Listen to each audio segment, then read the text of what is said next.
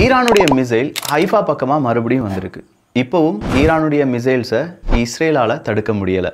இஸ்ரேல்கிட்ட தான் உலகத்துக்கு சிறந்த வான் பாதுகாப்பு அரண் இருக்கிறதே, அயன் டோம். அது ஏன் தடுக்கலை அப்படிங்கிற கேள்விக்கு இப்போவும் மர்மமான பதில் மட்டும்தான். பதில் யார்ட்டையுமே கிடையாது. ஸோ ஹைஃபா அப்படிங்கிற இடம் ஏன் மறுபடியும் ஈரானால் சூஸ் செய்யப்பட்டிருக்கிறது அப்படின்னு கேட்டால், ஹைஃபாவில் தான் மிக முக்கியமான இராணுவ கமாண்டர் ஆஃபீஸர்ஸ் இருக்காங்க. ஹைஃபாவில் தான் இஸ்ரேலினுடைய நியூக்ளியர் ஃபெசிலிட்டியை சார்ந்த விஞ்ஞானிகள் இருக்காங்க. எனவே தான் நாங்கள் மறுபடியும் ஹைஃபாவை டார்கெட் பண்ணோம்.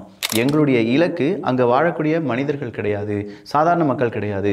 எப்படி இஸ்ரேல் ஈரானுடைய நியூக்ளியர் சயின்டிஸ்ட்டை டார்கெட் பண்ணாங்களோ அதே மாதிரி நாங்களும் இஸ்ரேலினுடைய நியூக்ளியர் சயின்டிஸ்ட்டை டார்கெட் பண்ணோம். அந்த டார்கெட்டை அச்சீவ் பண்ணியிருக்கோம். இதை கண்டிப்பாக இஸ்ரேலால் பொறுத்து கொள்ள முடியாது. அவ்வளோ பெரிய இழப்பை நாங்கள் இஸ்ரேலுக்கு கொடுத்துருக்கோம் என்கிற அறிவிப்பை ஈரான் கொடுத்திருக்கிறார்கள். ஈரானுடைய ஆர்ம்டு ஃபோர்ஸ் ஒரு வீடியோவை வெளியில் விடுறாங்க. அதில் பின்னாடி ஈரானுடைய ஃப்ளாக் இருக்குது. முன்னாடி ஈரானுடைய ஒரு இராணுவ அதிகாரி ஒருத்தர் பேசுகிறாரு.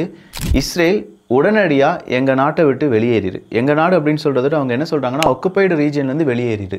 ஏன்னா அந்த இஸ்ரேல் இருக்கக்கூடிய இடமே பாலஸ்தீனியர்களுடையது அப்படின்னு சொல்லி பிலீவ் பண்ணுறது தான் ஈரானுடைய கொள்கை. அப்போது இஸ்ரேல் என்ன சொல்லுவாங்கன்னா, நீ அங்கே தங்கிட்டு இருக்க, அங்கேருந்து நீ போயிரு, அப்படி இல்லைன்னா நாங்கள் உன்னை அடித்து விரட்டுவோம் அப்படின்னு சொல்லியிருக்காங்க. ஸோ இந்த அட்டாக் நடக்கிறதுக்கு ஒரு 10 நிமிஷத்துக்கு முன்னாடி தான் இந்த வீடியோவே ரிலீஸ் ஆகுது அப்படிங்கிறதும் குறிப்பிடத்தக்கது.